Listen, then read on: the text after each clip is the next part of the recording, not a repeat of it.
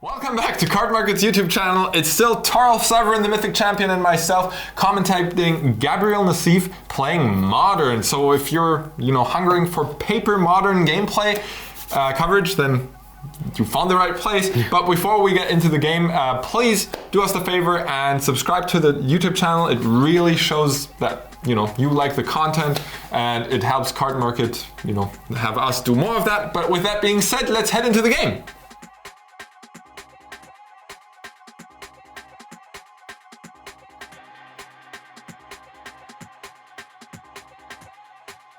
So this match is kind of a rematch of round one. We saw Burn versus Coffers in round one, and we'll see it again in the final round, round four. Any hot takes, any predictions, Toffel? Well, I'm still on the side of Burn for this one. Let's see if the other player now can make more use of this quite slow, uninteractive deck that Nassif is playing. Yeah, I mean... like uninteractive with life totals. Basically. Yeah, usually Gabriel's deck doesn't interact well with Burn's game plan. That being said, Burn's starting off on only 6 cards on the play. Yeah. So kind of low on resources, prone to flooding. But that being said, I saw a Sunbaked Canyon hiding in the hand already.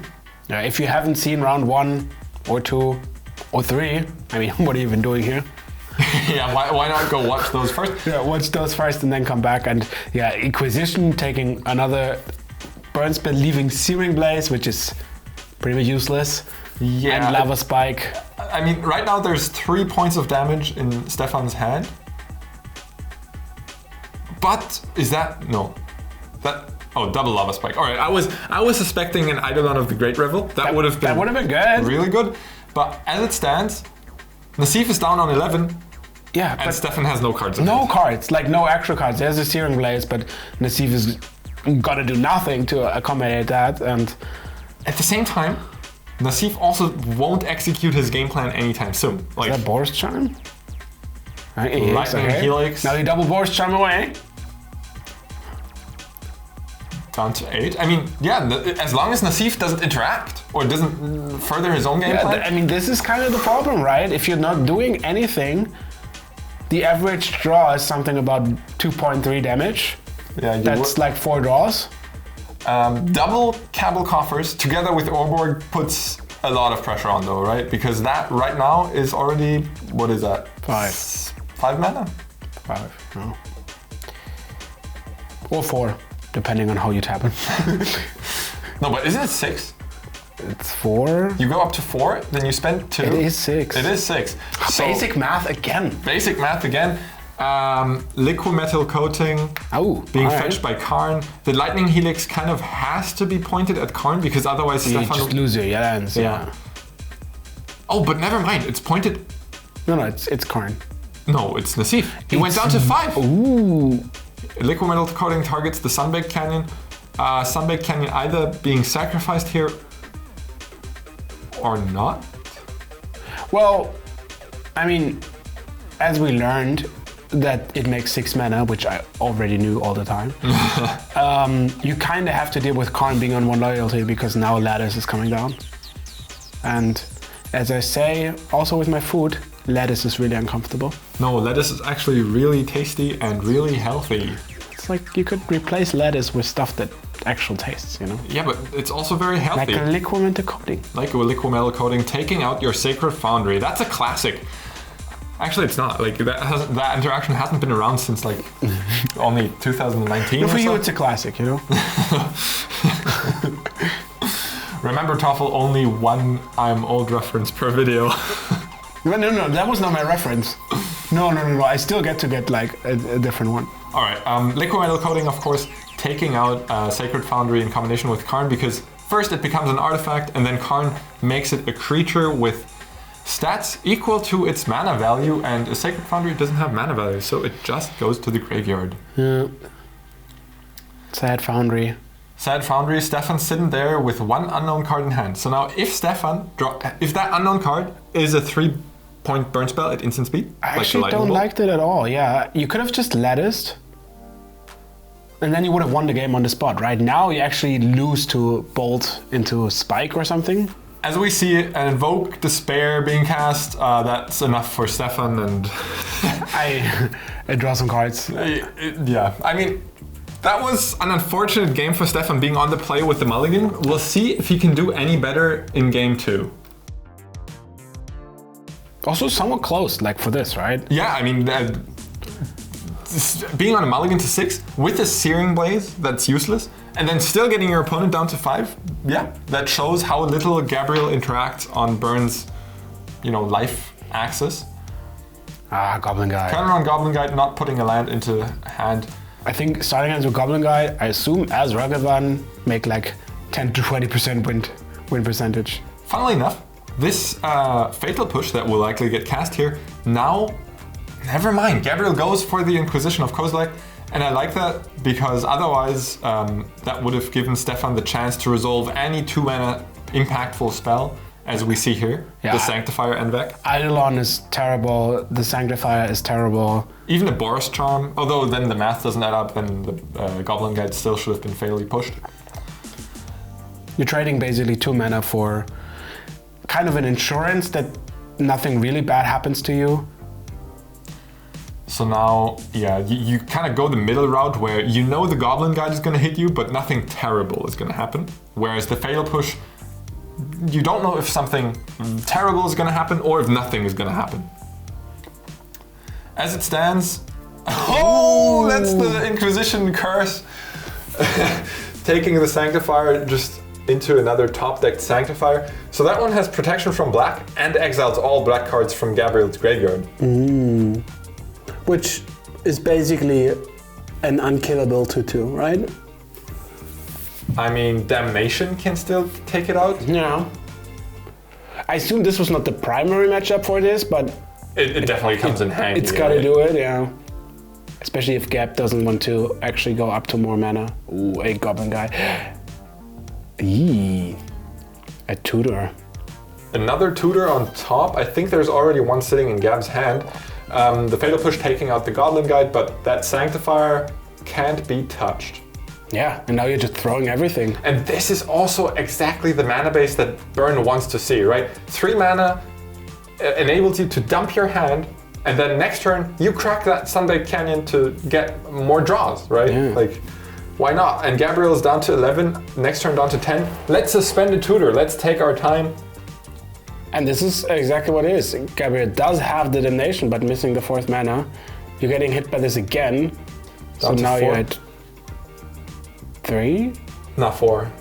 And the bolt. Never mind. We got mistaken there. That was lethal, and that's the game. So let's go into game 3. And being on the play is such a big difference. I mean, anyone who's played against Burn knows that that you'd much rather be on the play than on the draw, right? Because this way, if you have a Fatal Push or something, you can take care of any hasty creature. Though Gab being on a mulligan down to 6 doesn't have a Fatal Push apparently. No discard, no Fatal Push, but there is an Inquisition on top. Yeah, Inquisition. Unfortunately, bad timing if you want to suspend. But now with the Inquisition, you can't actually afford to suspend, yes. Yeah, you have to, once again, prevent the worst from happening.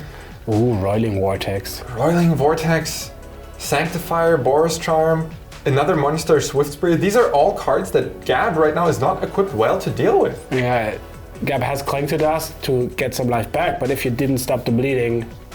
How are you going to get creatures into the graveyard in the first place? That Liliana, you still need to draw a land for that.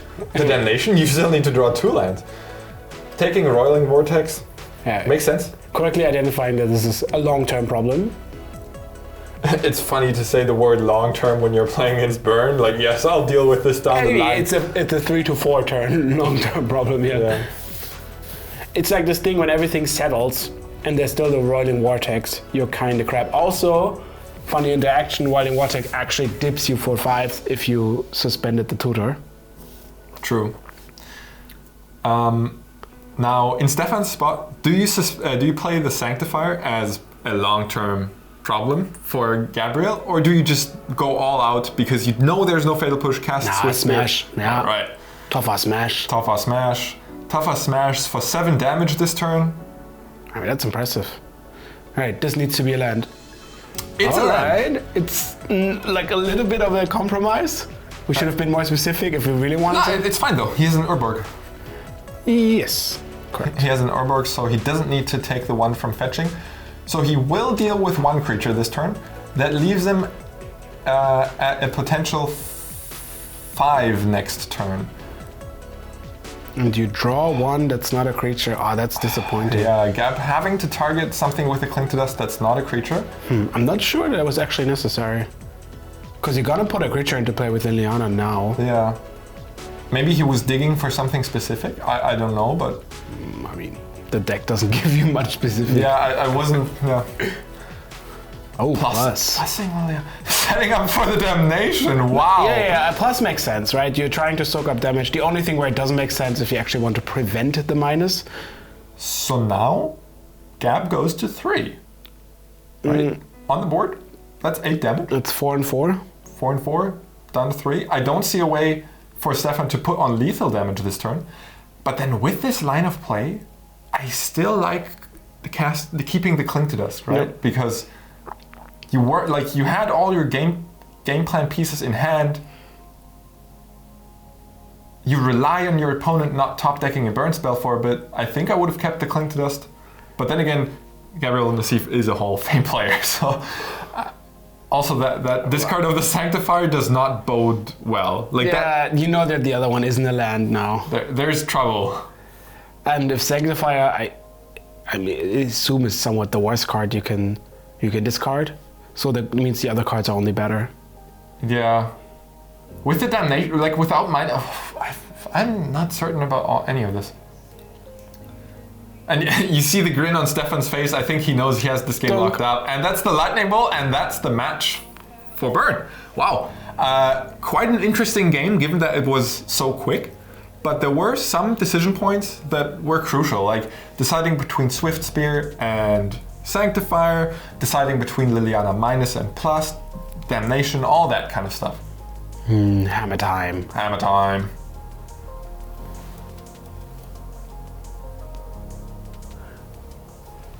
I used to play that card in Standard 10 years ago. Inkmoth Nexus. Is that Inkmoth Nexus? I'm not sure. Oh yeah, it is. I actually thought it was Stalking Stones. I don't think Hammertime plays Stalking Stones. No, I know. I was confused, but it looked so weird. No, Inkmoth Nexus, obviously. That would be crazy tech, though. Stalking Stones. I mean, it is a land creature, you know. So Harry opening up on Thoughtseize. This, of course, we haven't even mentioned this. We're moving on to our backup match. Right, but we assume you saw all the other 4 rounds, like 3 rounds. If you didn't, go back, be ashamed of yourself. And then watch them out. Thoughtseize taking the Paladin, leaving the Smith in hand that now gets to fetch an equipment. Another Nettlesith there, which in numbers is quite dangerous. Yeah. So against the green-black deck, you have to assume the Hammertime deck takes things a lot slower because you cannot go for all-out combos when your opponent's deck contains, disenchant effects and fatal pushes and all of that kind of stuff. Especially post-board, you usually opt for a more grindy game plan. Which your deck is very capable of doing. All of your standalone cards are very powerful. Stoneforge Mystic, Net Assist. Like all of those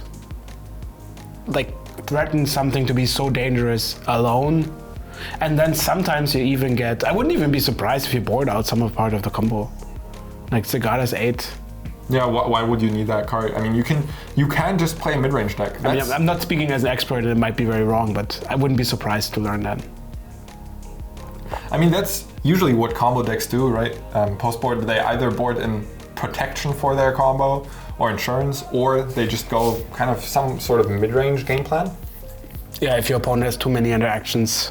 And when your deck already includes powerhouses like Stoneforge Mystic and just good equipment synergies, then yeah, go for the mid-range game plan. Like Caldera Complete, something you have to deal with on your own. I assume Batterskull is always something, even with the reoccurring, if the game goes long. Also nice, the combo deck doesn't play a lot of interaction from keeping your opponent in check. but Harry's game plan isn't really to go crazy. It's just, a mid-range game plan. There's no need to be kept in check. So the Hammertime deck can focus on developing its own game plan one step at a time, not having to worry about crazy combos or synergies from Harry's side of the board, except for maybe Harry generating 1, 2, 3, 4, 5 construct tokens. 5 contracts. I mean, that's basically pack rat, and when was that ever good?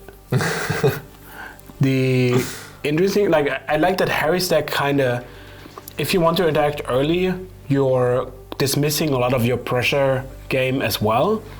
So that means either you keep open like Fatal Push and do Thoughtseize stuff, but then also your sagas and stuff have to wait, as is the deliberate decision right now, right? If I play something, I can't make a token. If I can't make a token, I don't put pressure on.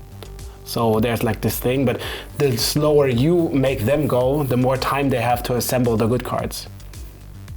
Or Pithing Needle naming Nettle Assist. Yep. Followed up by a Tarmogoyf, and as you pointed out, Harry losing access to that Urza Saga token this turn. 3, 2, 1. And that's, I assume there's no other land in hand, otherwise I would be interested in about playing the other saga. They overlap quite a bit. And them actually getting destroyed by not fetching another mana source is quite... Yeah, it is a setback on mana. I mean, we talk a lot about how powerful Modern Horizons 2 and specifically Urza Saga is, but at the end of the day, if you play fair, you have to sacrifice the Saga at the end of its lifespan, and that sets you back a land. I wonder if there's room for like at least one card that makes mana. Springleaf Drum? I don't know. I mean, yeah, we don't really have mana rocks in Modern for 1 mana. Soul Ring is reserved to those of us playing Commander. Mox Ember, if you have Liliana stuff, but not the greatest of choices now. As we see, is swing for 4 with lifelink. I don't know. Yeah, Are you making a token? Is that all you do? Yeah, what do you do with your turn? I talked earlier about the equipment deck not interacting with your opponent's game plan very well, and that not being an issue against Harry. Dark Confident is one of those cards that do kind of snowball, because it is just a free Phyrexian Arena, it is just draw 2 cards every turn. You kind of want to interact with that part of the deck. So Harry kind of, off to a good start there, because, drawing 2 Fatal Pushes a turn, that can just keep the equipment deck in check. I mean, okay, he won't draw 2 Fatal Pushes every turn, but I think you get my point of... Oh yeah, it's definitely puts on a different form of clock, right? Because all of a sudden you're losing over time to just the sheer amount of interaction. And this is afterboarding. Like, there should be only cards that are actually reasonable. Impactful, yeah. So if there's a hammer, I assume there's an 8. Probably. You're probably not going to pay the full equip cost on that hammer. Wait, I equip my Nexus for 8? Oh, I don't know. I've never paid that cost. I think it's 8. You've never paid it? Does it happen? Sometimes.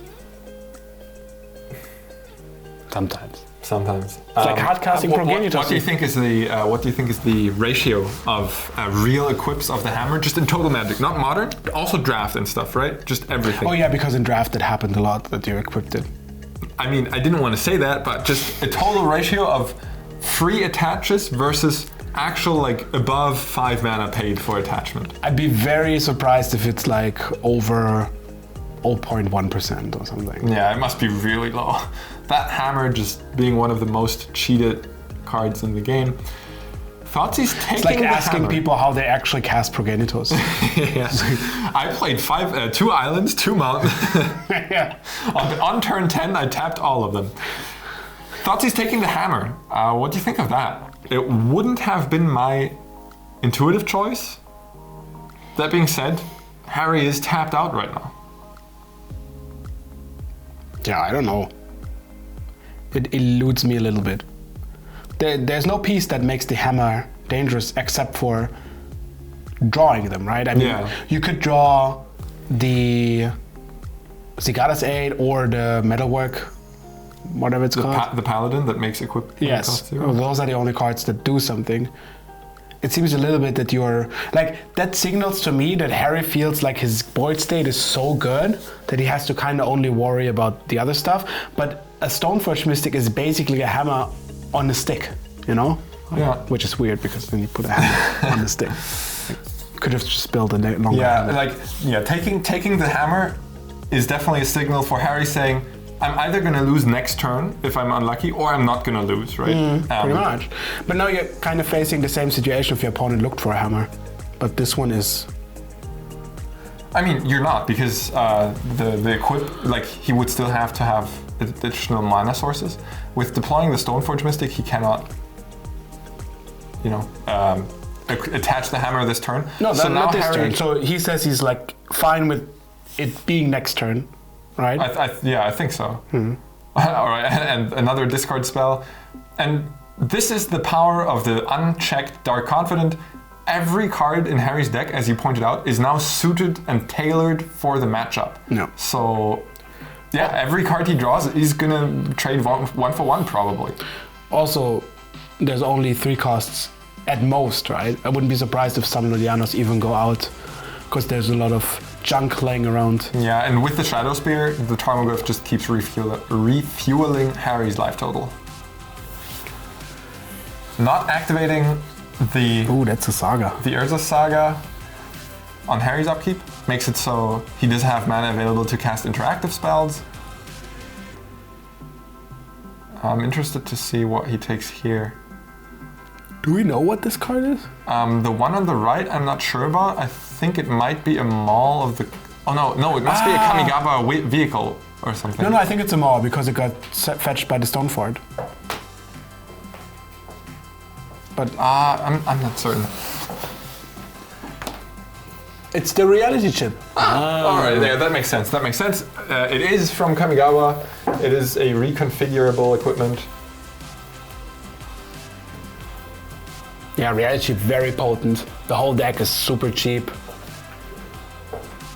Equipping is, at least in this part, kind of trivial if you have it for free, obviously, but also not like the hammer. You can actually pay the cost if you have a blue.